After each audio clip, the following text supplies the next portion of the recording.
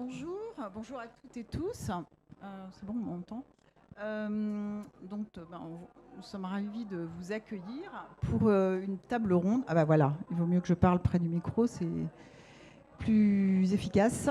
Alors, sur un vaste sujet, on a pas mal de temps, mais en même temps, voilà, je ne sais pas si on arrivera à trouver et proposer, en fait, mais je suis sûre que oui, des solutions pour justement essayer de résoudre en fait quelques problématiques autour en fait de ce qu'on appelle aujourd'hui la diversité et l'inclusion au sein des industries culturelles et créatives. Bon, le titre est quand même finalement très positif puisque des opportunités pour toutes et tous. Et nous le savons aujourd'hui, il y a un vrai besoin en recrutement sur justement des profils atypiques, innovants, avec en plus l'arrivée de plus en plus prégnant en fait des solutions technologiques et du numérique dans les industries créatives et culturelles. Et donc, et en plus, la filière des industries culturelles et créatives est une des plus dynamiques de l'économie française. Elle est créatrice d'emplois. Évidemment, elle est sur tous nos territoires, hein, donc sa créativité, vitalité en fait de nos territoires. Elle est très importante aussi pour la stratégie en fait de la France dans l'export, hein, pour ce qu'on appelle le soft power. Et évidemment, ça contribue aussi à ce qu'on appelle la cohésion sociale. Mais une fois qu'on a dit tout ça, c'est bien. Mais on s'aperçoit quand même qu'il y a des problématiques en fait d'accès à l'emploi, qu'il y a des problématiques aussi de formation, aussi accessibles à tous, au plus grand nombre. Et il y a aussi des défis sur le financement, sur aussi la capacité à proposer des offres qui soient des offres culturelles qui soient aussi en résonance avec ce qu'est la France aujourd'hui, en fait, dans toute sa diversité. Voilà, bon, énormément. Voilà. Donc il y a finalement beaucoup d'atouts. Voilà, on a des grandes écoles, voilà, on a des startups qui font des belles levées de fonds, mais il y a quand même encore des plafonds de verre. Et quand on a préparé cette réunion, cette table ronde, on s'est même aperçu qu'il y avait des doubles plafonds de verre, hein, et pourquoi pas des triples. Alors pour ça, donc j'ai proposé, et je vous en remercie, à Catherine Jean-Joseph Santuc, qui a un parcours. Donc je vais vous présenter rapidement, mais en même temps votre parcours il est assez complet. Parce que pour moi, l'idée en fait de cette table ronde, c'était de partir aussi de l'expérience en fait de votre expérience, de votre parcours, et qui, pour moi, est assez emblématique et assez voilà des problématiques et des solutions que l'on pourrait proposer. Alors Catherine, donc toi, tu as un parcours très diverses, puisque tu viens des médias, Radio France, France Télé, TF1, donc sur la partie fiction, enfin, on va dire, bon voilà. Tu as monté ton agence en fait d'artistes aussi, et tu as été en fait dernièrement, tu as fait une mission sur diversité et inclusion au niveau du management chez Netflix en France. Voilà. Et donc aujourd'hui, tu es consultante en fait pour l'audiovisuel et très engagée sur ces sujets-là avec une vraie expertise d'un parcours de vie. Euh, alors Naïm, nous on s'est rencontrés il y a quelques semaines, très peu de temps, à Arles lors de Octobre numérique. Et j'étais impressionnée, on va dire, par voilà, ta performance scénique, voilà, ta prise de parole. Bon, là, je mets un peu ta prise de parole où tu as raconté, on va dire, sans langue de bois, ton parcours, qui est assez incroyable. Et donc, je vais commencer, on va dire, pas par le début, parce que peut-être que tu auras l'occasion d'en parler. Mais donc, tu as une formation de juriste, tu as fait un MBA, un Master 2. en droit des affaires internationales, à MBA. Tu as travaillé chez Airbus. Tu as monté des boîtes. Et aujourd'hui, en fait, tu es un entrepreneur. Tu as développé une société qui s'appelle Synergy Family, qui est une société à un sympathique, c'est ça, c'est fort impact social, et aussi un lieu, en fait, dont tu nous parleras, sur l'éducation et l'innovation à Marseille, qui s'appelle l'Épopée. Donc voilà, je fais voilà. Clotilde, donc Clotilde Chalot. Alors nous on se connaît bien, puisque tu as co-créé avec Anne-Laure Guittet le label Nomade Music, et une application qui est un peu, si on vulgarise, le karaoké en fait des musiciens, dans la musique classique et le jazz, mais aussi d'autres thématiques. Et avant, tu as eu un parcours en fait plutôt dans le milieu en fait de la musique classique et aussi musiques actuelles, donc en tant qu'administratif, directrice technique, voilà, dans les opéras à Rouen, à Paris, et je crois que j'en ai oublié. Voilà, donc voilà. Et aujourd'hui, donc, voilà, ce qui est intéressant, c'est ce parcours en fait de deux femmes entrepreneuses dans la tech, dans la musique et dans la musique classique et en France. Donc là, je pense que tu vas nous raconter des choses assez intéressantes. Voilà. Donc j'aimerais bien commencer par toi, Catherine, justement, sur alors un peu ton parcours et pourquoi en fait finalement tu en es arrivé aussi à développer, on va dire, une expertise et une capacité à accompagner des entreprises sur ces sujets de diversité et inclusion. Alors, le terme inclusion, en fait, je suis un petit peu long, mais le terme inclusion pour moi est un peu peut-être restrictif, parce que dans inclusion, ça inclut et donc ça enferme. Et d'ailleurs, je crois qu'au même moment, il y a la philosophe Gabrielle Alpern qui fait un talk avec Déborah Papiernik, justement, où elle parle d'hybridation. Donc je vous conseille d'ailleurs la lecture de son livre, qui est d'ailleurs introuvable en ce moment en librairie, parce que tellement ça fonctionne. Et donc je préfère ce terme d'hybridation, qui est plus approprié. Donc Catherine, voilà, je te laisse la parole. L'idée, c'est interaction, et puis après aussi interaction avec vous, parce que c'est là où c'est le plus riche. Bonjour à tous, je suis vraiment ravie d'être là devant vous parce que vous êtes tous jeunes, c'est la nouvelle génération. Moi, ça fait 30 ans que je suis dans le métier de l'audiovisuel et je ne me suis pas levée un matin en me disant tiens, je vais travailler sur l'inclusion et la diversité. Ça n'existe pas, on n'en parlait pas. Et sauf que quand j'ai commencé vraiment à être agent de comédien et que j'ai une liste de comédiens, et j'ai voulu travailler avec des comédiens, avec des talents, je me suis aperçue que ça ne fonctionnait pas comme ça. Qu'on me disait, ouais, non, mais ton comédien, il est comme ci, il est comme ça, donc on ne peut pas avoir un rôle de médecin, il peut pas avoir... Et moi, je disais, si j'ai 3 chemins, j'ai le choix entre 3 chemins et qu'on me dit que c'est celui d'en face qu'il faut que je prenne pour une question de mélanine, ça ne m'intéresse pas. Donc, je voudrais avoir le choix. Donc, c'est comme ça que j'ai pris conscience, en fait, du plafond de verre pour les comédiens. Alors, pour moi également, bien sûr avec ma vie personnelle, mais bon ça, mais ça me forge vraiment. Et après, quand j'arrive dans les médias, où c'est pareil. Et donc ça a commencé en étant agent, où je me suis vraiment posé les questions, et c'est devenu vraiment un engagement pour moi. Et ça s'appelait pas, on parlait pas de diversité, on parlait pas encore moins d'inclusion. Et comme je me battais pour dire que c'était pas normal, voilà, un jour, ma vie est faite de rencontres en fait. J'ai rencontré quelqu'un alors que j'étais agent, j'ai rencontré une femme de France Télévisions. J'ai organisé des débats à l'UNESCO avec tous les décideurs. Et le parterre, c'était des gens de la diversité qui n'arrivaient pas à bosser. Et donc, ça a été un déclencheur.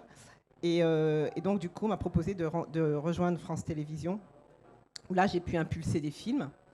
Et en fait, faire travailler, mettre en lumière les talents, et surtout, casser un peu les biais, les préjugés, de dire, non, ça ne va pas marcher. Les films que j'ai faits, où j'ai rassemblé plein de gens, parce que pour moi, la diversité, c'est tout le monde, sauf qu'il y a des groupes qui sont sous-représentés. C'est là-dessus qu'on va travailler, parce que c'est un potentiel économique. Et c'est aussi simple que ça. Il faut être hyper pragmatique. Netflix, d'où je viens, m'a beaucoup appris ça également, mais il faut être pragmatique. Et moi, je me disais que si on se coupe de l'imaginaire d'une partie de la population française, on se coupe de l'imaginaire français dans sa globalité. Et donc, on se tire une balle dans le pied et on ne se challenge pas à l'international. Et donc, du coup, après, j'ai été débauchée par TF1. Et ça a été vraiment un travail aussi de faire en sorte que des projets puissent être à l'antenne. Ensuite, j'ai quitté TF1 pour monter une école d'acteurs pour les jeunes talents émergents des quartiers populaires et de la ruralité, pour justement toujours les mettre en lumière. Aujourd'hui, ces jeunes, pas mal de jeunes travaillent. Je schématise pour juste dire que quand je vous dis, je ne me lève pas un matin en me disant, tiens, j'ai travaillé sur l'inclusion et la diversité, je suis une créative en fait, aussi. Et donc, quand on voit que ma mélanine, alors que je suis une créative, je me bats pour qu'on voit ma créativité également. Enfin bref. Et donc, du coup, je monte cette école, qui était une école aussi pour la déprogrammation des stéréotypes dans les deux sens. L'idée, c'est que mon école avait une partie de la solution, les décideurs ont une autre partie de la solution, et à nous tous, on a la solution. Et donc, le faire de façon positive. Et donc, quand Netflix vient me chercher, c'est à ce moment précis où Netflix me met le terme d'inclusion, diversité. Le concept est lancé et ça consiste à mettre l'inclusion et la diversité en action. Alors, quand tu dis hybridation, je trouve que ça marche bien. En même temps, à mon époque, on parlait de minorité visible. Après, on a parlé de diversité. Après, on a parlé... le mot, il est lancé, il existe. C'est un mot valise, diversité, mais il faut savoir ce qu'on met dans cette valise. Et ça, c'est important. Et c'est important à ne pas se cacher derrière des mots. Ce n'est pas en changeant le mot qu'on arrivera à changer les choses. Et donc, l'inclusion en action, c'est que tout le monde prenne part au gâteau. C'est-à-dire, qui est à la table? Qui manque à la table? Et c'est ça qui est important. C'est pour ça qu'il est important de définir qu'est-ce que la diversité. Parce que quand vous définissez qu'est-ce que la diversité, forcément, vous allez faire de l'inclusion. Si vous savez de quoi vous parlez, qu'est-ce que pour vous, parce que chacun d'entre vous, vous avez une image bien différente de ce qu'est la diversité. Pour certains, ça va être la diversité sociale, pour d'autres, la diversité ethnique, pour d'autres, le genre. Mais c'est le début. Mais c'est bien de savoir d'où on part pour savoir où on va. Et ça, c'est intéressant. Non, mais très bien. Alors, du coup, Naïm, alors je fais comme ça, mais bon, du coup, Naïm, toi, tu ne viens pas des industries culturelles et créatives, et c'est pour ça que moi, même si quand tu es tout jeune, tu as été aussi un créateur, tu vas nous raconter ça, mais du coup, moi, ce qui m'a intéressé, c'est dans ton parcours, justement, finalement, comment en fait tu as pu en fait déployer ta créativité, ton énergie en fait pour faire ton parcours, et finalement quand même le lien avec les industries culturelles et créatives, c'est que finalement tu es en train de monter aujourd'hui, en plus, je ne l'ai pas dit, un label de musique. Donc bon, la boucle est bouclée, et en même temps tu adores la poésie, et voilà, donc toi, en fait, raconte un petit peu ton parcours, et finalement, quels sont voilà, comment, en fait, tu vois les possibles, en fait, et les choses, finalement, à changer. Il y a beaucoup de choses à changer, mais voilà, les petits déclics qui feront que voilà, on améliorera aussi cette cohésion sociale. Merci beaucoup Laurence et bonjour à toutes et à tous. Moi je m'appelle Naïm, j'ai 40 ans, je suis le papa de Nour qui a 8 ans. Euh, Déjà oui, en effet, j'ai commencé en étant un créatif. Moi il faut savoir que j'ai décroché de l'école vers 14 ans et je l'ai quitté à 15. Donc j'étais très turbulent. J'étais un de ces jeunes-là. Je faisais du rap. C'était ma première passion, les cultures urbaines. Et en fait finalement, j'ai fait entre 14 et 24 ans du rap et des bêtises, pour faire court. Le rap, ça m'a amené à développer des compétences, mais je m'en suis surtout pas rendu compte tout de suite.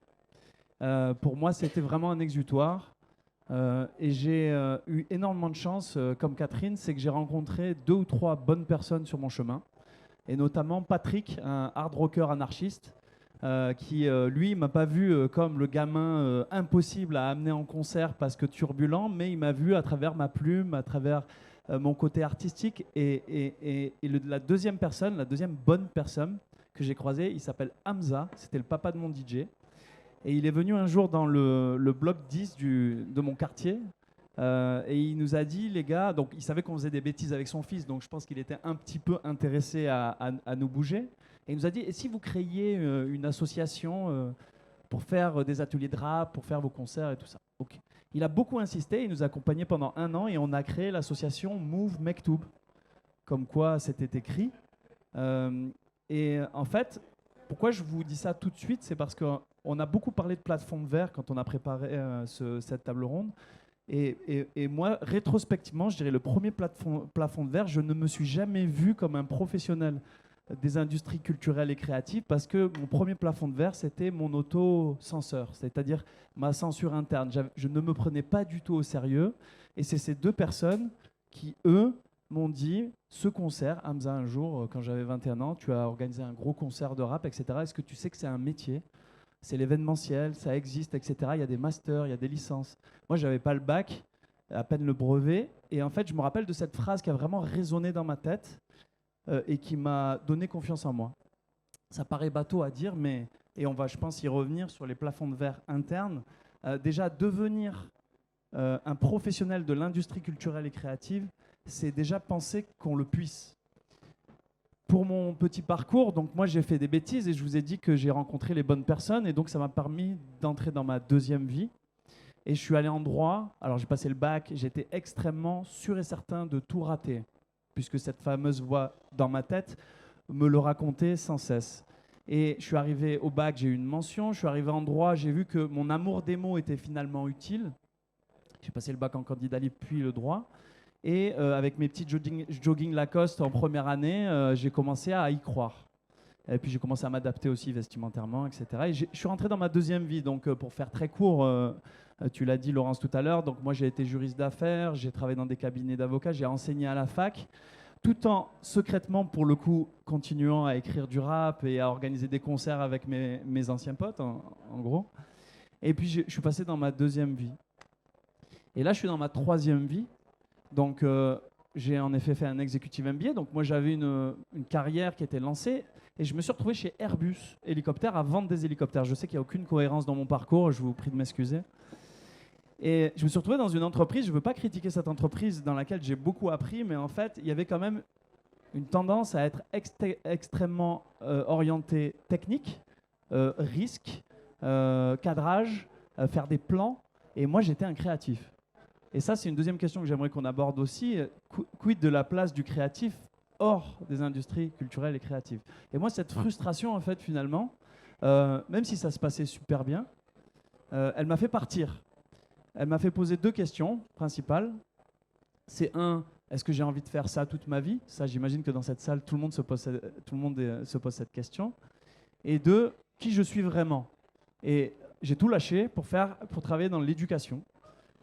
Et on a une structure qui s'appelle Synergie Family. Donc Synergie Family, en un mot, c'est une structure associative qui est née à Marseille il y a 10 ans.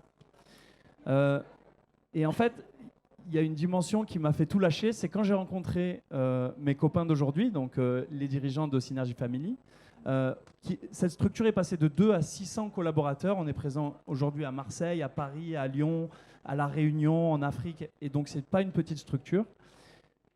Finalement, c'est juste la vision qui m'a fait prendre cette décision, parce qu'en fait, la vision, elle est simple, c'est peu importe qui vous êtes, peu importe si vous avez un handicap, un frein, un plafond de verre, 2 plafonds de verre, il y a forcément un rêve, un talent ou une envie sur laquelle il faut baser l'essentiel du travail social et éducatif.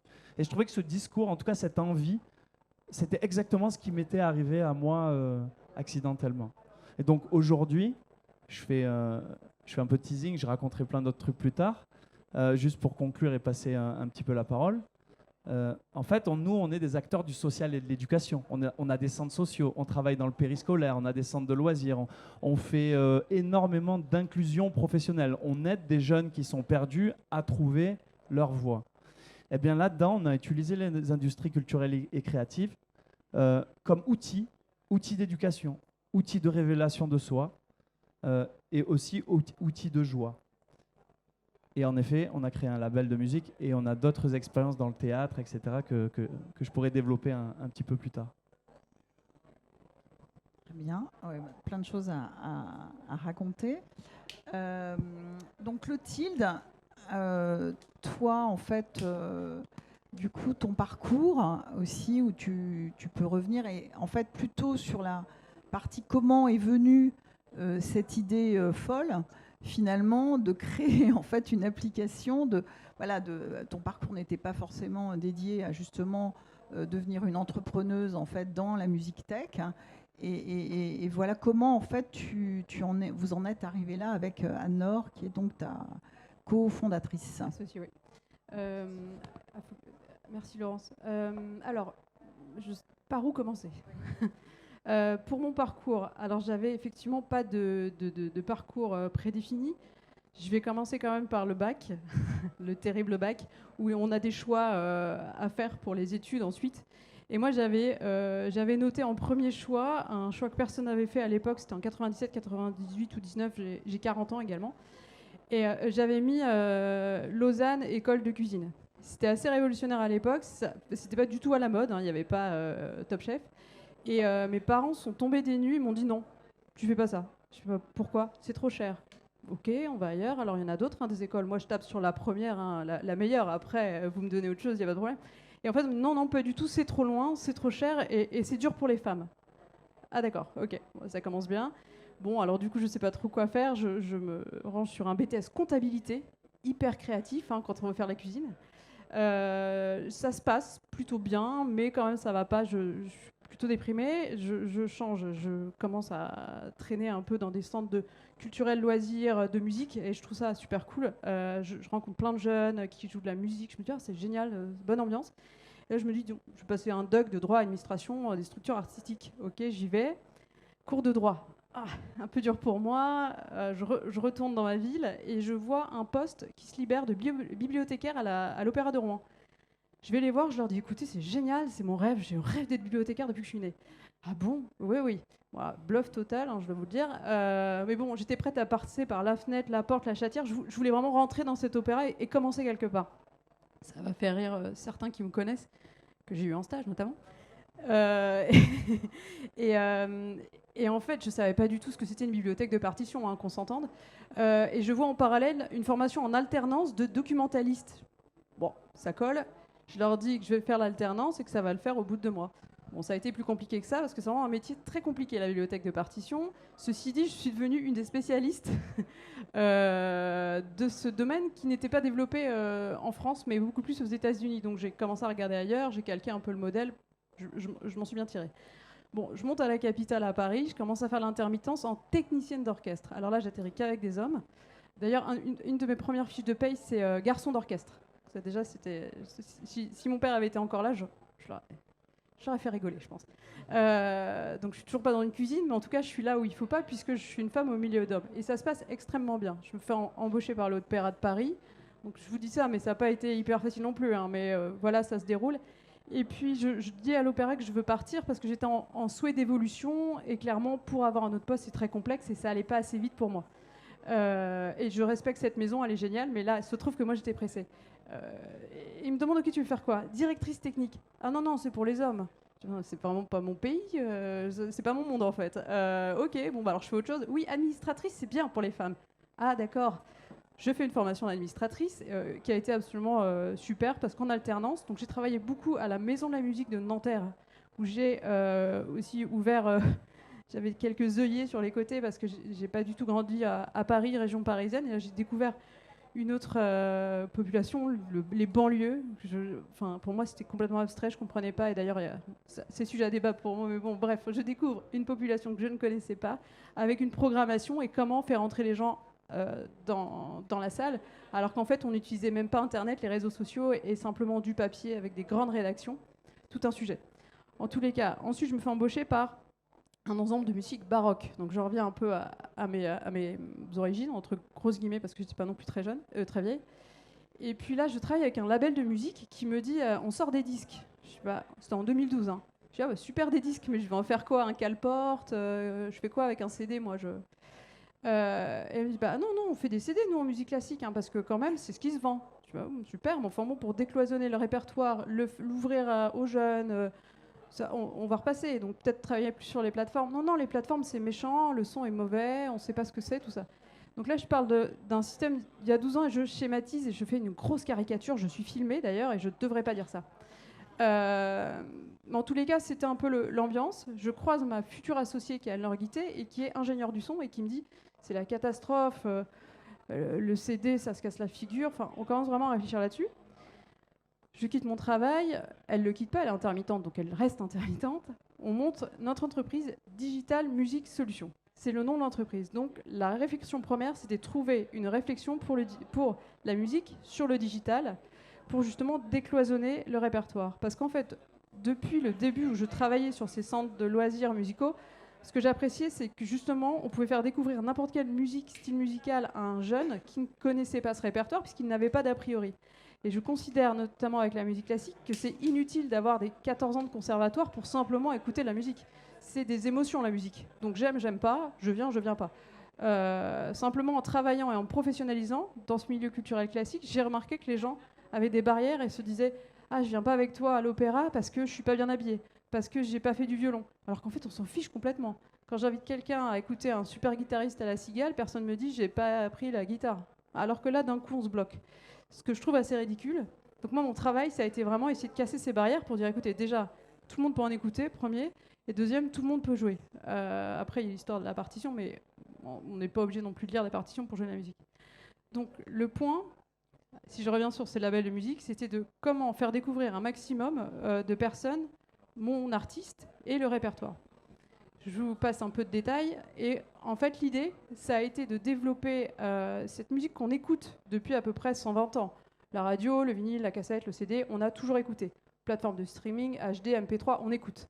Là, l'idée de Nomad Play, c'est qu'avec cette musique enregistrée, on la joue. Donc finalement, on a développé un algorithme de traitement du signal, donc de suppression de son, qui a en capacité de supprimer un musicien, un instrument de musique sur un enregistrement pour que nous puissions le remplacer. C'est une sorte de karaoké, comme le disait Laurence. Et là, l'idée, c'était de rendre la musique classique accessible à tous ceux qui jouent de la musique, à savoir les musiciens dans les conservatoires, les écoles de musique, les Hochschule en Allemagne, les universités. Au lieu de rechercher peut-être un public compliqué à avoir, parce que lointain, c'est pas les mêmes codes, on a l'impression que la musique classique, c'est pour les vieux, déjà essayer de toucher ceux qui la pratiquent avec de la belle musique, du bon répertoire, de la belle musique enregistrée et avec des artistes qu'on peut aller voir en concert. Je vais en citer un qui est assez connu, qui est Renaud Capuçon. Donc l'idée, c'est vraiment d'enlever Renaud Capuçon et de jouer à sa place. Et de se dire au fur et à mesure, tiens, j'irai bien le voir.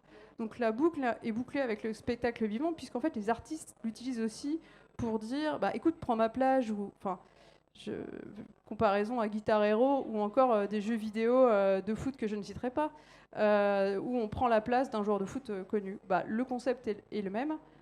On est une équipe R&D, on a développé des chercheurs. D'ailleurs, je pense que je suis une des seules entreprises qui a une chercheuse à la direction du pôle de recherche. Je pourrais en parler d'ailleurs, mais...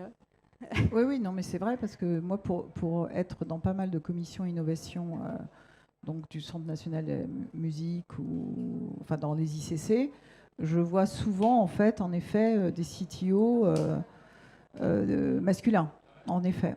Alors j'ai un CTO homme et j'ai une directrice de la recherche. La recherche, qui, pour l'anecdote, m'a dit il n'y a pas longtemps, Tu sais pourquoi j'ai postulé chez vous? Je dis bah oui, c'est génial comme projet. Elle fait oui, c'est génial, mais il y a autre chose quand même. C'est qu'en fait, je savais que vous étiez 2 femmes, donc je me suis dit qu'au moins j'allais avoir l'entretien. Donc voilà l'ambiance. C'est rude. Et à tel point que ses collègues femmes, elle est docteur hein, quand même. C'est pas, on est sur des profils assez. Moi, je suis pas docteur, hein, assez élevés. Elles n'ont pas d'autre choix qu'être professeur en fait, finalement. Et quand elle m'a dit ça, c'était assez. Enfin bon, bref. C'est la seule qui arrivait à l'heure et qui était bien habillée. Ok. Du coup, je crois que c'est toi, Naïm, je ne sais plus, un ou deux.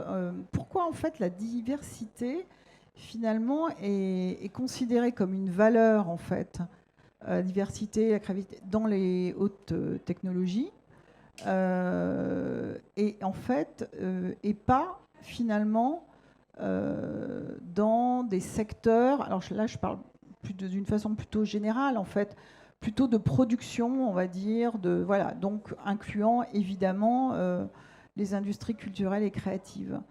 Et voilà, parce que la diversité est vraiment reconnue justement dans justement tout ce qui est R&D et industrie des hautes technologies. À votre avis, voilà, est-ce que c'est peut-être une colle? Bah, c'est un peu. Alors, je suis souvent très d'accord avec Laurence, mais c'est quand même discutable. Parce que quand on voit justement la R&D, les CTO, il y a pratiquement que des hommes. Donc, on est sur une diversité qui est relative quand même à ce niveau-là. La parité, ça veut dire. Oui. Ouais, mais en tout cas, là. Oui, parce qu'après, il y a le sujet de la parité. Mais bon. Mais oui. ce qui fait partie, non, de la diversité. Ensuite, la diversité dans une équipe, de toute façon, c'est la créativité. C'est-à-dire que c'est aussi de la remise en question. Moi, mon associé, quand je demande aux gens, ok, tu connais Anne-Laure Guité, mon associé, les gens me disent non, je dis bah, c'est simple, tu prends moi, tu me regardes, tu m'as écouté 5 minutes, bah, c'est mon contraire. Anne-Laure, c'est le contraire de moi, c'est complètement. Voilà. Elle boit pas. Et en fait, c'est ça. Mais c'est des prises de tête incroyables avec Anne-Laure. Mais par contre, on se respecte, on s'écoute et on arrive à pousser. On se pousse à chaque fois. Mais c'est indispensable. Si j'avais quelqu'un identique, ce serait catastrophique en fait.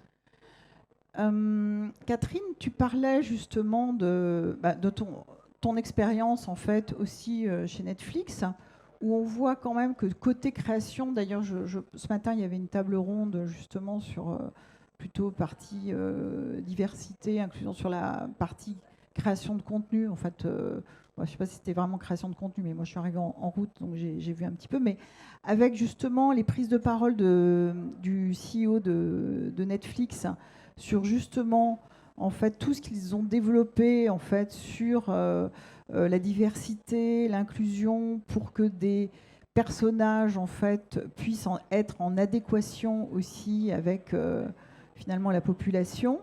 Du coup, comment toi... Donc là, il y a une vraie prise de position d'un acteur, finalement américain et international, mais avec une volonté, on va dire, de diversité et d'inclusion. Et du coup, comment, en fait, dans la partie production, management, en fait, alors je dirais plutôt en France, parce qu'on sait qu'aux États-Unis, et ça tu pourras peut-être en parler, finalement, comment tu as pu mettre en place voilà, ce programme? Donc déjà, il faut savoir que c'est Netflix International qui est venu me chercher, parce que Netflix France avait des besoins, mais c'est eux qui m'ont dégoté sur LinkedIn. Voilà. Ils ont une équipe d'inclusion Inclusion and Diversity Strategy, qui est une équipe monde, mais qui n'existe pas en France. Moi, la mission que j'avais était expérimentale. C'est-à-dire que j'étais chargée de créer un programme au plus proche d'inclusion et de diversité, au plus proche des contenus. Ce que j'ai créé, j'ai mis en place un process d'intégration, d'inclusion et de diversité à chaque étape du développement d'une œuvre, de la réflexion jusqu'à la livraison de l'œuvre. C'est un programme, comme c'est un programme expérimental, c'est un programme qui est devenu européen chez Netflix parce qu'il n'existait nulle part chez Netflix Monde. Donc ça, c'était intéressant parce que déjà que la France s'en est emparée, c'est intéressant parce que Netflix a ses valeurs qui sont de remettre l'inclusion et la diversité au centre du dispositif pour plusieurs raisons. Je vous ai dit que Netflix est très pragmatique, c'est qu'on veut toucher un public le plus large possible pour avoir des abonnés, pour que chacun se reconnaisse, chaque communauté se reconnaît dans les séries. Et donc, pour justement toucher un public le plus large possible. Et donc, ce qui était intéressant, c'est comment moi, avec mon background, c'est-à-dire mon parcours, qui ai été agent, qui ai travaillé à France 2, puis à TF1, à la direction de la fiction française, qui ai monté une école, qui a écrit un rapport pour le ministère de l'Outre-mer sur la visibilité des talents outre-mer en matière de culture et d'audiovisuel. Comment est-ce que je parle aux équipes France Netflix qui, elles, comme je disais, ce qui est important, c'est de savoir qu'est-ce que ça représente pour nous, la diversité.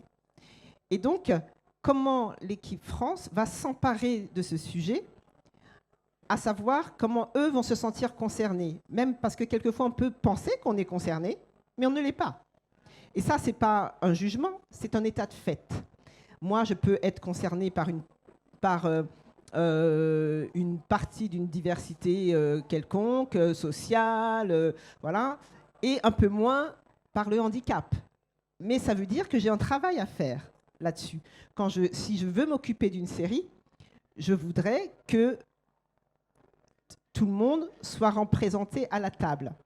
Ça ne veut pas dire qu'il faut cocher des cases, ça veut dire qu'il faut travailler sur l'authenticité.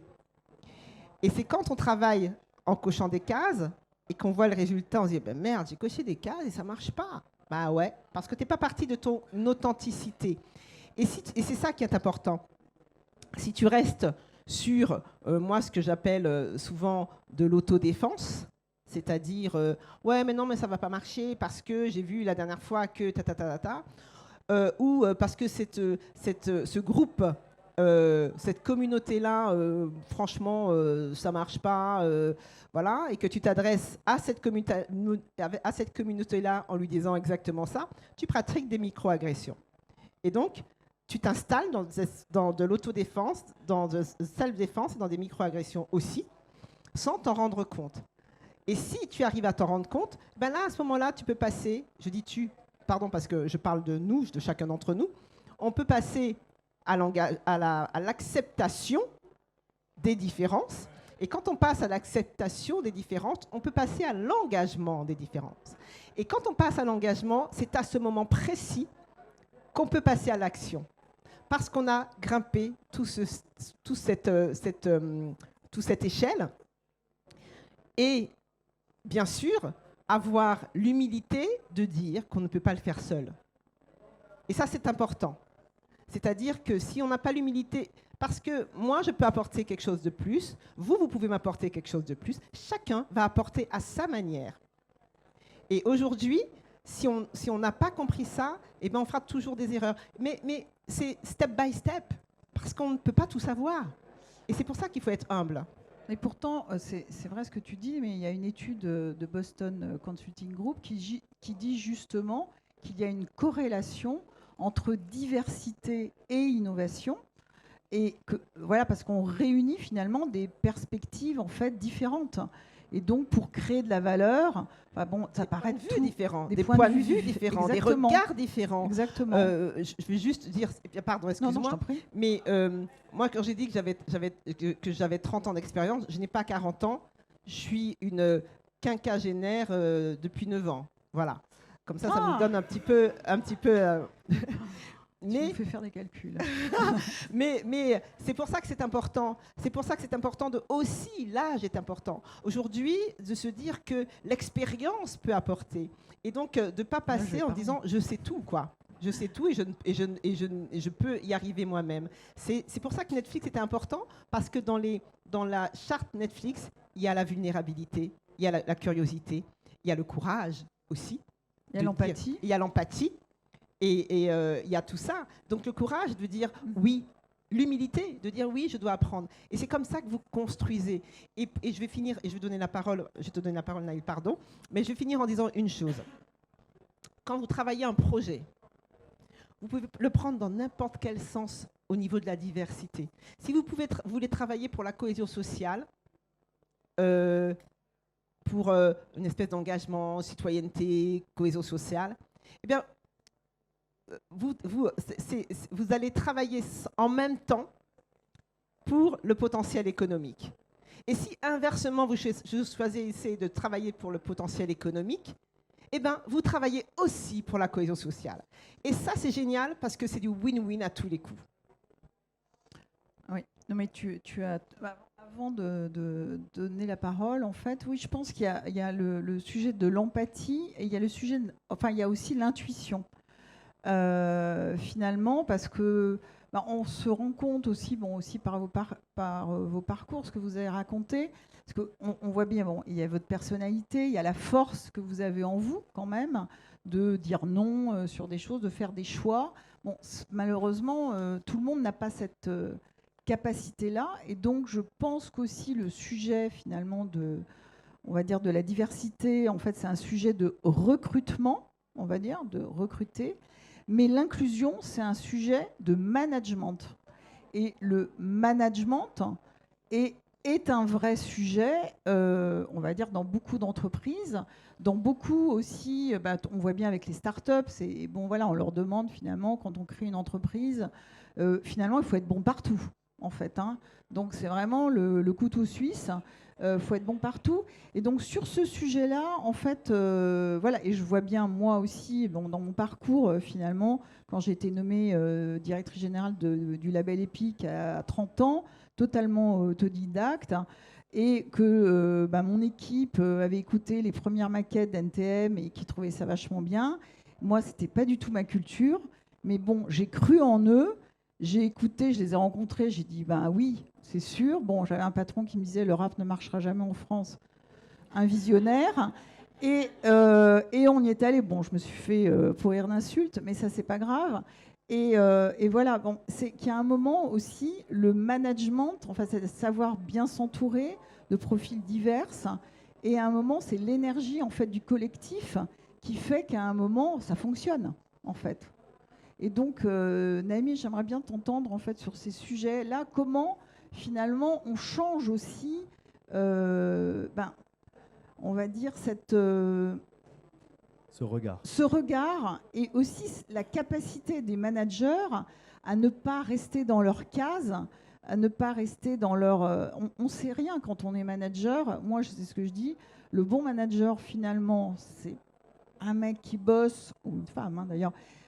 Mais quand même, en gros, c'est bosser le moins possible parce qu'on a une équipe tellement forte et il faut engager des meilleurs que soi dans tous les domaines et ne pas avoir peur qu'on prenne. En France, c'est quand même assez ça. On a peur qu'on nous prenne la place. Je pense que sur le court terme, peut-être, sur le long terme, non. Et je pense que j'en suis un peu. Mon expérience montre que j'avais totalement raison d'avoir justement, parce qu'on essaime et on a dans le monde entier en fait des gens qu'on a formés et qui sont passés en fait, et ça c'est très valorisant et ça permet aussi du coup dans les industries créatives et culturelles de se créer un réseau et de permettre aujourd'hui d'accompagner des jeunes diverses et variées ou des femmes de les accompagner et de leur permettre en fait d'avoir accès à ce réseau. Waouh, comment rebondir après ce que vous avez dit toutes les deux. Déjà, je pense qu'il faut tous qu'on note que Laurence Leny fait partie des personnes qui ont permis la production de l'album d'NTM. Et on peut l'applaudir très fort quand même. Ça se pose là. Et moi qui suis trentenaire depuis plus de 10 ans, j'ai fait partie des premiers fans, donc voilà. Oui, il y a beaucoup de choses qui ont été dites. Déjà, moi, je ferai une remarque intéressante par rapport au panel que je n'avais pas vue, c'est qu'on a une personne qui est une start-upeuse qui a créé un outil de démocratisation de quelque chose d'assez obscur pour beaucoup de personnes qui ne se projettent pas dans la musique classique. Donc un outil finalement de projection, rappelez-vous les plafonds de verre intérieurs. On a une personne dont le métier, ça a été, parmi 1000 métiers, justement, d'accompagner des organisations. Et là, je te rejoins, Laurence. C'est une question de management, mais d'action. Il faut véritablement mettre en place des politiques internes. Et ayant été moi-même un ancien employé d'Airbus, au business d'Airbus, avec que des polytechniciens des mêmes écoles, et je le dis vraiment sans rougir, coucou mes amis d'Airbus, j'ai beaucoup appris. Véritablement, en tant que personne issue de la diversité, créatif, out of the box, comme il m'avait mis une petite case out. Donc j'étais high potential, out of the box. Cool. Et en fait, finalement, ce qui est assez drôle, c'est que quand j'ai fait mon MBA, je vais faire des flashbacks juste pour reprendre le sujet. Quand j'ai fait mon executive MBA, j'ai choisi un sujet qui était comment conduire les stratégies d'innovation dans un groupe comme Airbus. En gros, je me vengeais, hein. Et tout ce que j'ai fait, c'est leur prouver qu'en fait, il fallait arrêter d'essayer de penser de manière technique l'innovation, mais il fallait la penser de manière humaine. Laissez-moi simplifier. En gros, donnez-moi un budget merguez, on va tous à la plage avec tous les innovateurs d'Airbus, vous aurez plus de création de valeur qu'avec des applis internes qui permettent de faire du matching de talents en interne pour créer des drones ou je ne sais pas quoi. Donc vraiment, évidemment, mon mémoire, c'était pas que ça, parce que j'ai eu 17,5 et donc il y avait beaucoup d'éléments dedans. Et notamment, un des éléments, j'ai fait partir 2 dames qui n'ont pas aimé le coup de la merguez, mais je suis désolé. Un élément très concret et très scientifique pour redevenir sérieux, il y a un ouvrage sur lequel j'avais basé aussi mes études qui s'appelle Super Collectif. Peut-être certains d'entre vous en ont déjà entendu parler. Je vous incite vraiment à le lire, dans lequel, pour revenir sur ta question, il y avait des études scientifiques qui ont prouvé que des portefeuilles d'actions qui avaient été faits sur des boîtes qui sont au plus haut niveau et là on parlait de parité homme-femme, avaient de meilleures performances financières. Donc ça, c'est des outils extrêmement intellectuels pour que une Catherine puisse en interne faire bouger les lignes, les managements et convaincre. Ce n'est pas uniquement la dimension humaine. Pour revenir à mon univers, à moins que tu veuilles me poser une question. D'ailleurs, oui, McKinsey a fait aussi une étude qui montre que les entreprises avec un conseil d'administration très diversifié, on va dire, ont des meilleures performances en fait financières en fait que les autres. Donc vraiment la diversité dans son comme ensemble outil.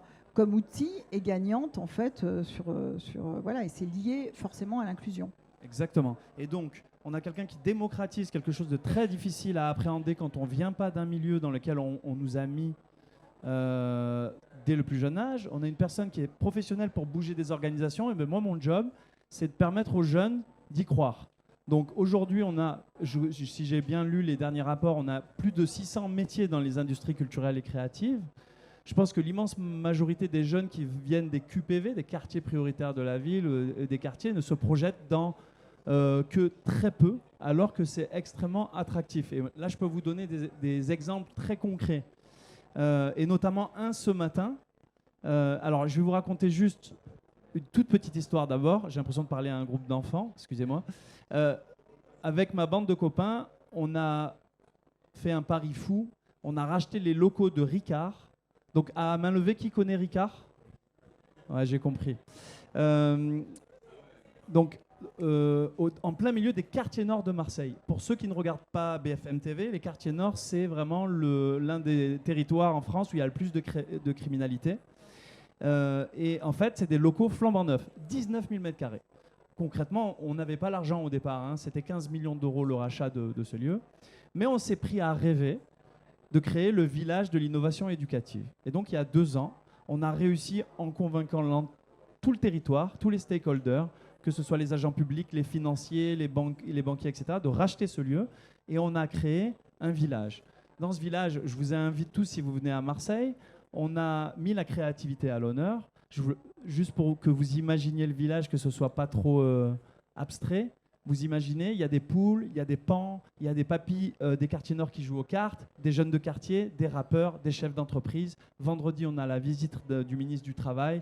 On a des propriétaires de clubs comme le club de l'OM, allez l'OM, qui est venu, qui est un grand milliardaire. Je sens qu'à ma droite, on n'est pas d'accord.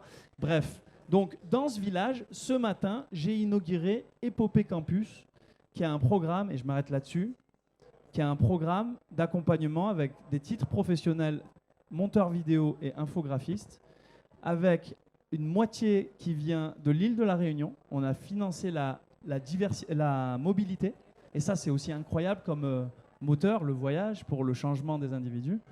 Et j'ai fait moi-même toutes les infos collectives. On a essayé de motiver ces jeunes justement à se projeter dans ces métiers-là. Et ce matin, on les a reçus, on les a mélangés à des petits Marseillais, donc ils ont entre 18 et 25 ans. Et au moment où on se parle, ils démarrent leur première journée d'intégration. Et en vérité, je pense qu'ils sont très bien tombés dans ce village, puisque dans ce village, ils vont pouvoir être au service d'un écosystème du social et de l'éducation, créer des images et des vidéos au service de cet écosystème, avec des méthodologies d'innovation éducative, ludiques, stimulantes, et en se projetant vers un métier d'avenir. Et du coup, oui, alors, super projet, mais alors comment on fait concrètement pour que finalement des participants, alors, parce que du coup c'est Marseille, en effet, bon, il y a le projet aussi Emerging Valley qui est en fait dédié aux industries culturelles et créatives, mais pour faire des ponts entre France et Afrique, en fait, voilà, qui est aussi un gros projet à travers en fait des projets culturels. Donc c'est assez ambitieux. Mais du coup, moi je me dis comment on fait pour que les décideurs, alors moi c'est toujours mon sujet, hein, donc dans tout ce que je fais, dans le mentorat et tout, c'est comment on fait pour que les décideurs, c'est-à-dire les patrons des majors, dans le cinéma, dans la musique, dans le jeu vidéo, enfin, donc tous ceux qui font les ICC en fait aujourd'hui, en fait, comment on fait pour qu'ils rencontrent ces jeunes.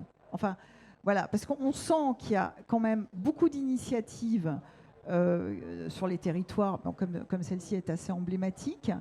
Je pense, tu parlais des quartiers prioritaires, je pense aussi à Morad Atik, qui a développé un programme où il embarque en fait des grosses boîtes comme L'Oréal, Google et autres, parce que le constat qu'il a fait sur des jeunes qui sont en formation sur l'intelligence artificielle quand même, qui est donc le sujet du moment, parce qu'il y a pénurie et on cherche en fait des ressources, et bien en fait ces jeunes qui viennent des quartiers prioritaires ne trouvent pas d'alternance ou de job et ils partent à Dublin ou à Dubaï, parce qu'évidemment les GAFAM les recrutent. Donc voilà, donc là je suis un peu tombée de ma chaise quand j'ai entendu ça, et je me dis mais c'est quand même incroyable. Juste une réponse courte là-dessus. On a chacun un job différent en fait. Déjà, si on regarde les choses de manière positive et optimiste, tous les DG de boîtes, tous les DRH ne sont pas des grands méchants qui ne veulent pas embaucher de la diversité. Des fois, il faut se projeter dans une boîte où il y a de l'ingénierie. On se retrouve, Madame la DRH, salut derrière, on se retrouve avec 95% d'hommes qui se présentent au job. Donc déjà, moi, mon job, il est à l'extérieur de la boîte. Je fais deux choses. Le premier, j'aide les jeunes à se projeter, je pense que tout le monde l'a compris, en créant des expériences, en leur disant que c'est possible, etc. Mais il y a un deuxième sujet, et finalement tu viens de le dire, comment on les fait se rencontrer. Nous, à l'Épopée, ou dans d'autres endroits, puisqu'on a des équipes à Paris, etc., on crée des événements spécifiques, designés pour qu'il y ait ces rencontres entre les grands décideurs et des jeunes issus de la diversité d'ailleurs, des jeunes et des moins jeunes. Je vous donne un exemple. Je me suis fait plaisir en créant l'Épopée, moi qui suis un ancien d'Airbus, c'est un exemple parmi 1000. Hein. On a, avec notre chantier d'insertion, qui s'appelle la ressourcerie des futurs, composé d'une dizaine de jeunes et de moins jeunes qui sont soit sortis de prison, qui ont des problèmes psychologiques, enfin qui sont quand même en grande difficulté, et qui réparent et donnent une seconde vie aux objets. Imaginez la symbolique. J'ai fait venir tous les grands cadors de l'industrie d'Airbus, donc le Bourget, l'usine espagnole, l'usine allemande, etc., etc. Et ils ont fait leur séminaire de 2 jours sur leur stratégie industrielle. Pendant ce séminaire, j'ai calé 3 heures d'expérience où ils sont venus réparer des vélos, réparer des meubles avec ces gamins. Et c'était pas du one-shot de 10 minutes, c'était 3 heures d'immersion. Et à la fin, 100% des patrons d'industrie étaient profondément touchés par ça, avaient reconsidéré aussi une partie. Alors je ne sais pas s'ils passent à l'action derrière, parce que justement, alors, du coup, ça te permet de parler. Donc au moins, nous, on a ouvert des chakras, et après, comment on fait pour marquer des buts? Voilà, bien. Alors, moi, ce qui m'intéresse, c'est de savoir qui sont ces patrons. Qui sont-ils? Est-ce qu'il y a des patrons divers? Est-ce qu'il y a des patrons de la diversité qui peuvent aussi être assis à côté de quelqu'un? Et c'est là où c'était important de dire qu'est-ce que la diversité? C'est-à-dire, est-ce que c'est divers autour de la table? Si ce n'est pas divers autour de la table, on n'y pense pas, tout simplement. Donc, en France, notre souci, c'est qu'au niveau des leaderships, le leadership est assez identique. Donc ça vient aussi de là. Ça vient surtout de là. Alors, mais il y a des exemples. On va dire quand on parle de diversité. Non, mais en effet, je suis assez d'accord avec toi. Bon, mais après, dans les industries culturelles et créatives, c'est assez divers aussi en termes de typologie. De mon voilà, exactement. Et donc, en effet, il y a des secteurs comme par exemple la musique que je connais bien. Voilà, moi, j'ai quitté l'industrie musicale dans les débuts des années 2000. Bon, quand j'avais 30 ans, on était assez nombreuses, quelques femmes à avoir des postes de direction, puisqu'il y avait Laurence Twitou, d'ailleurs, qui était chez Virgin et qui avait signé à YAM. C'était deux Laurence, finalement. C'était drôle, d'ailleurs. Voilà. Mais à partir des années 2000, plus une femme à des postes de direction. Donc, pourquoi? Bon, là-dessus, j'ai une thèse, mais on va pas ça prendrait trop de temps, mais voilà. Donc, il y a des secteurs, je pense, en effet, où voilà, le jeu vidéo, très masculin aussi, mais quand même est en train de travailler en fait sur ces sujets-là. Puis on voit bien Déborah Papiernik en fait aussi, qui est au Comex en fait d'Ubisoft depuis 25 ans. Voilà, bon. Donc il y a quand même des secteurs où il y a une diversité, mais du coup, dans le monde de l'innovation et des startups, il y a voilà, je vois Julie Sarah qui est là, en fait, qui a cofondé aussi Pictia, donc avec voilà, c'est un garçon et une fille, voilà, et qui est successful en fait dans son développement. Clotilde, en fait, vous êtes deux femmes, mais du coup, il y a des problématiques aussi, notamment, alors on va parler peut-être pas forcément dans la communication, parce qu'on vous laisse quand même, comme vous êtes des femmes, voilà, il y a justement en termes de visibilité médiatique et communication, bon, là, on va dire c'est facile, mais il y a d'autres problèmes, en fait, d'autres plafonds de verre, bon, même si j'aime pas trop ce terme-là, mais voilà, en tous les cas, des murs. Voilà, sans rentrer forcément dans les détails, mais voilà, quels sont pour toi, rapidement, parce que je voudrais qu'après, je crois qu'on a après 20 minutes, qu'on puisse faire intervenir la salle. Bien sûr. Alors, je vais reprendre l'exemple de ma chercheuse qui a postulé chez nous en se disant tiens, ces deux femmes, je vais peut-être au moins avoir un rendez-vous. Bah, en fait, finalement, moi, sur ma problématique, notamment de recherche de fonds et de financement,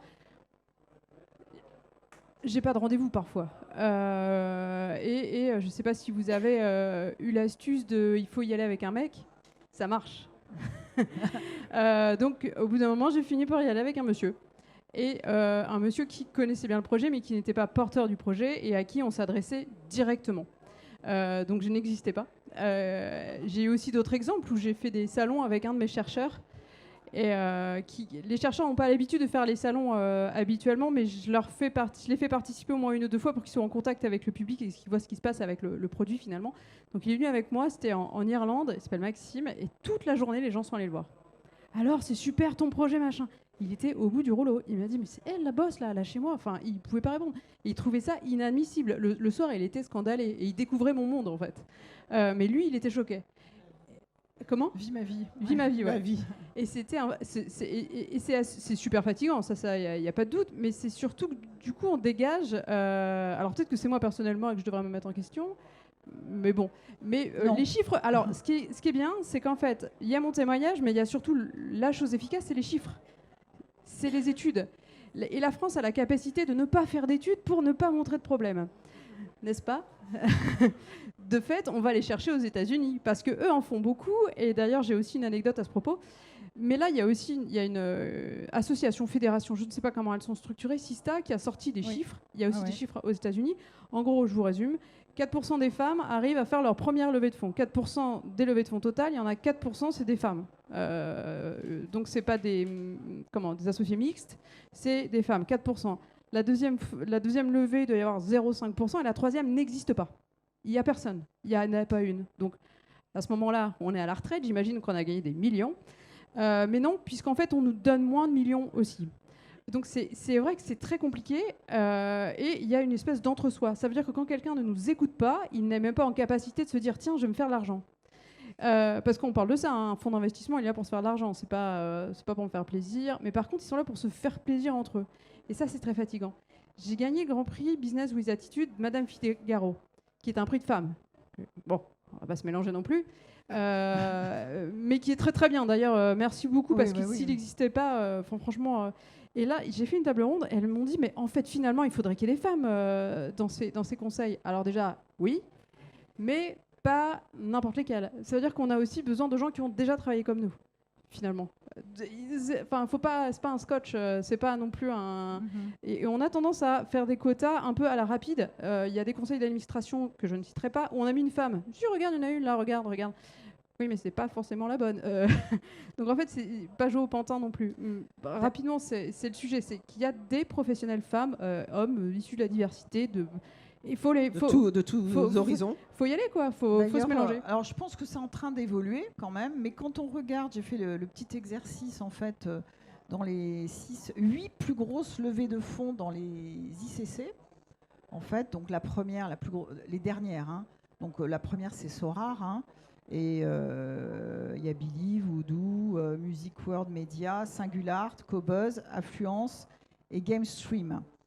Et ben en fait, il y en a une qui a été fondée par une femme. C'est Singular. Ils n'ont pas remarqué. Voilà. Donc après, en fait, dans les COMEX, il y a quelques... Voilà, mais bon, voilà.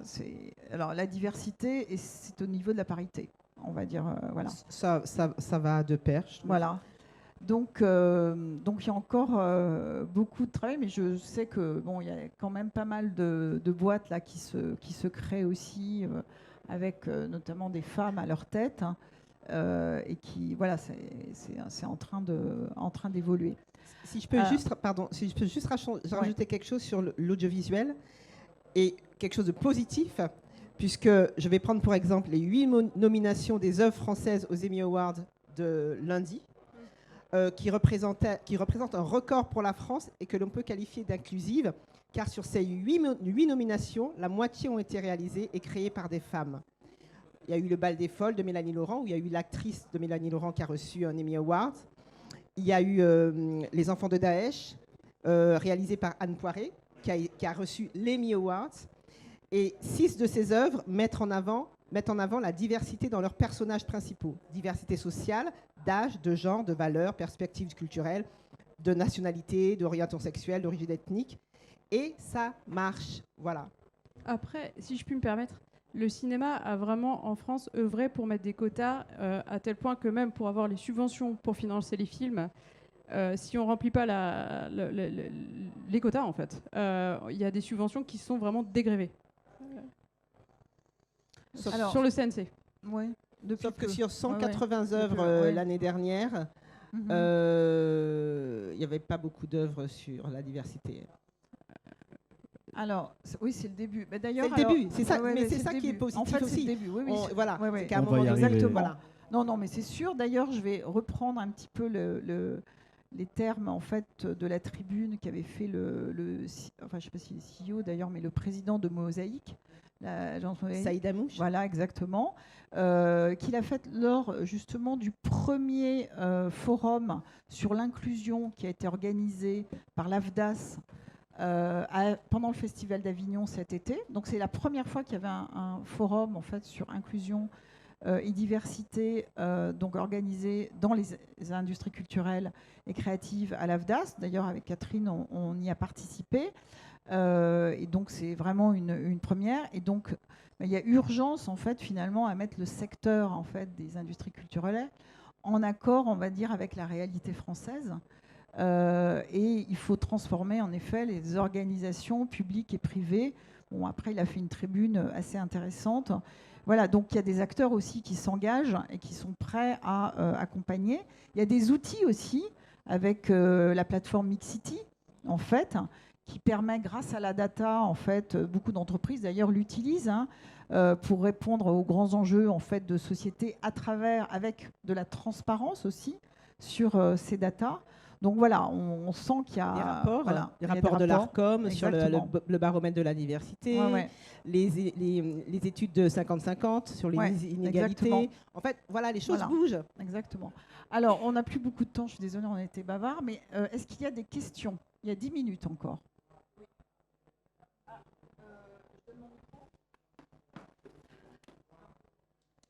Donc, moi, je voulais vous donner... Ça marche ou pas? Je ne me rends pas compte. Je voulais vous donner... Je suis chasseur de tête et je fais du recrutement de cadres dirigeants. Et ça fait 25 ans que je fais ça. Et je pense qu'il faut vraiment séparer les deux problématiques qui sont le plafond de verre. Et le plafond de verre, c'est vraiment passer du middle management au top management et être en position de lever des fonds, etc. Et je dirais le plancher de plomb. Ouais, c'est pas mal ça. Parce que autant je pense que, on va parler sans guillemets, autant je pense que les femmes sont aujourd'hui dans une position de casser ou de ne pas casser le plafond de verre. Je pense que les minorités visibles et les handicapés, ils sont au plancher de plomb.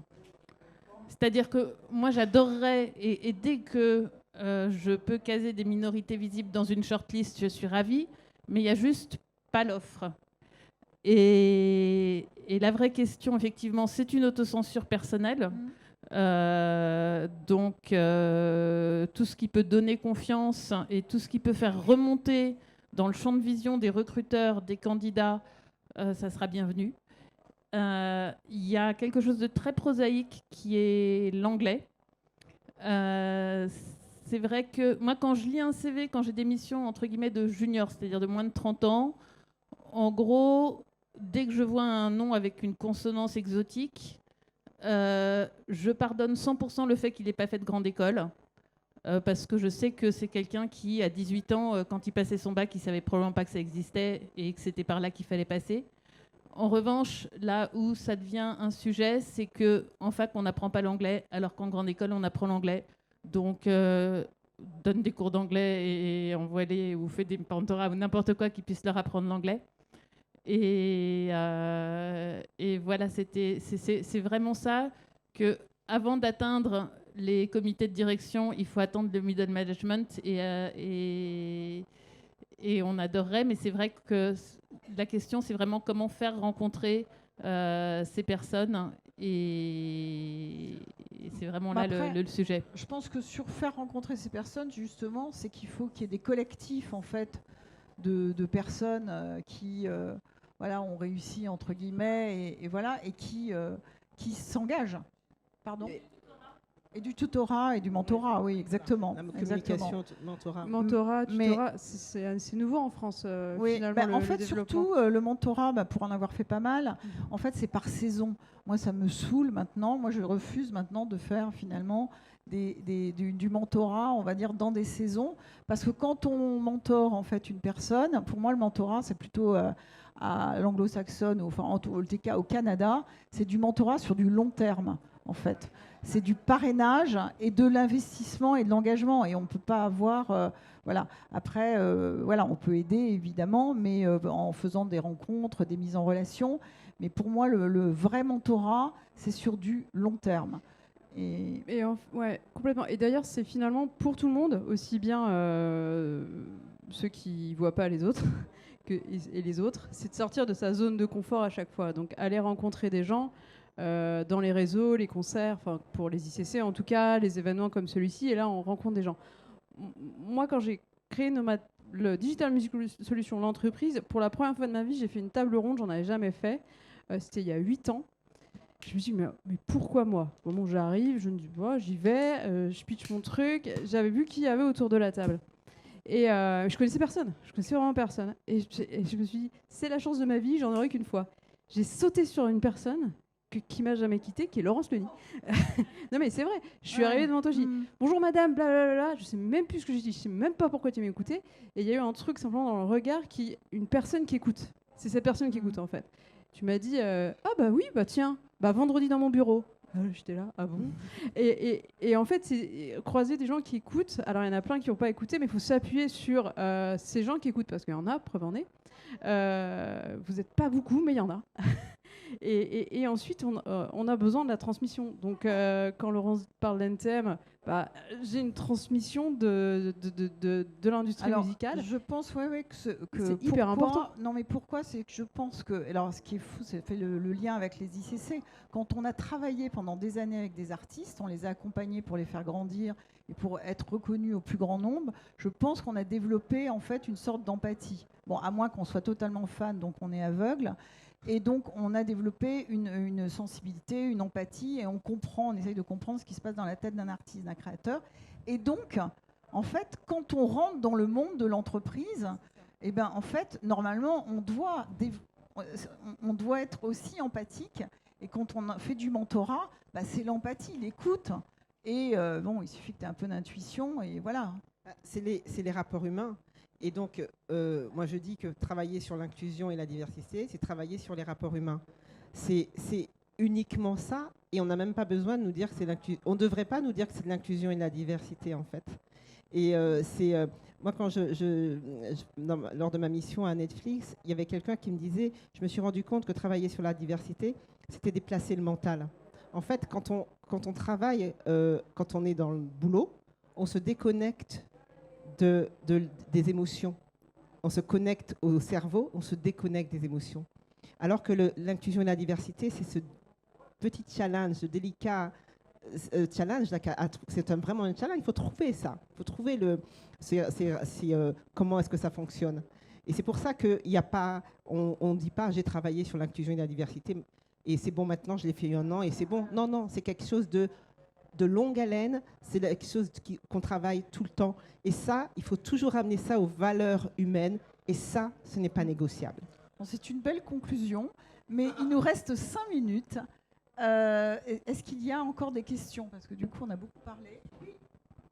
Moi, j'ai une question. C'était surtout pour Catherine, parce que... Je vais te tutoyer, je suis désolé.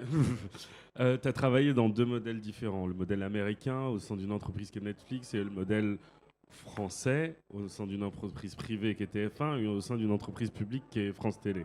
Moi, ce que j'aimerais savoir, justement, avec ta position, c'est quels sont les freins que, justement, tu as trouvés dans les 2 modèles français, que ce soit public ou privé, pour justement faire avancer les questions de diversité. Je sais que tu as participé, mais quels sont les freins qui sont un peu obvious par rapport à un Netflix qui est également, bien sûr, a des problèmes. Mais c'est quoi le frein par rapport au modèle américain, à ce niveau-là, au sein d'une entreprise télévisuelle, etc.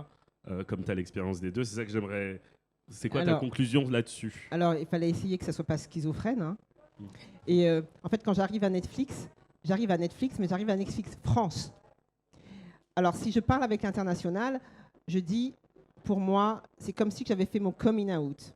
Mon coming out en tant que femme noire et en tant que femme au-dessus de 50 ans. Parce que ce sont les 3 barrières qui, en France, vous empêchent de bosser. Voilà, c'est aussi simple que ça. Et donc, les barrières, quand je parlais au départ, quand on me dit ouais, mais Netflix, ce sont des valeurs américaines, voilà, ils veulent nous montrer que non. Liberté, égalité, fraternité, ce sont des valeurs françaises. Merci aux Américains de nous éveiller à nos propres valeurs, de nous rappeler nos propres valeurs, parce qu'on les oublie. On travaille sur l'égalité et l'équité, d'accord.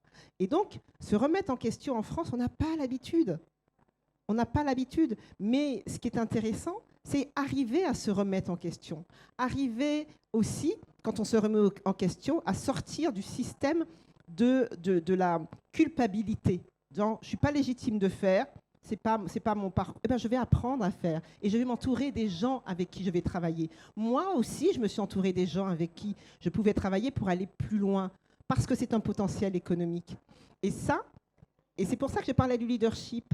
Parce que la formation, super, il faut de la formation, forcément. Il faut aller rencontrer les gens, forcément. Il y a un plafond de plomb ou un parterre de plomb, oui, et je suis d'accord avec vous. un plancher de plomb. Je suis d'accord avec vous.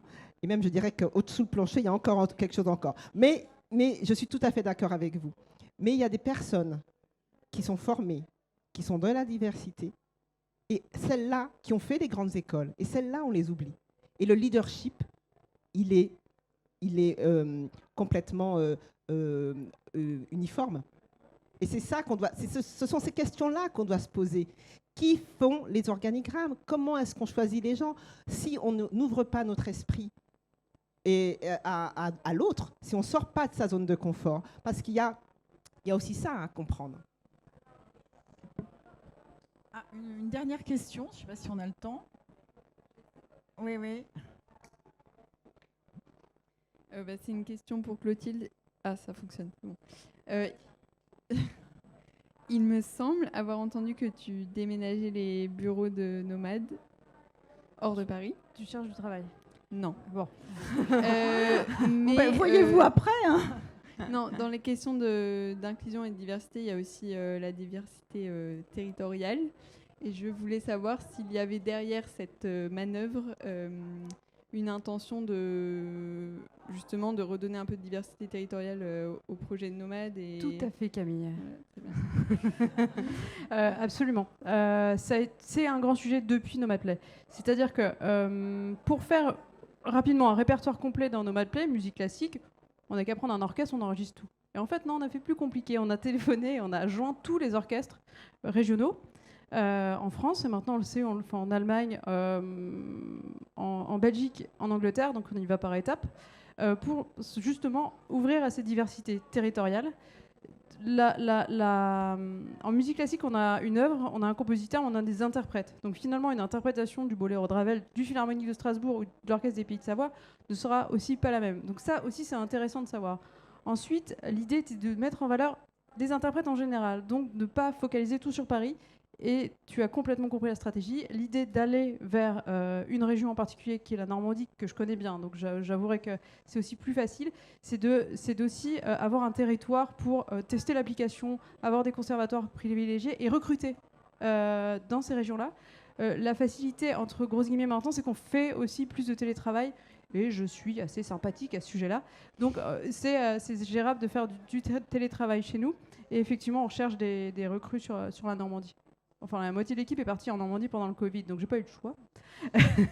Mais non, voilà, c'est exactement, c'est vrai. Et on essaie de d'étendre ça en Allemagne, donc peut-être qu'un jour on aura des bureaux par là aussi. On a encore un peu de temps. Est-ce que non, pas du tout. Si vous avez des questions, du coup après, je voulais vous remercier. Merci à vous d'être venus. Je trouvais que c'était assez complémentaire.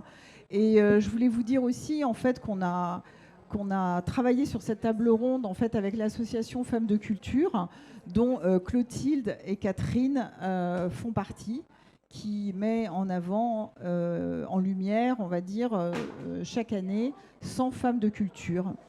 Voilà, merci à vous. Grand merci Laurence.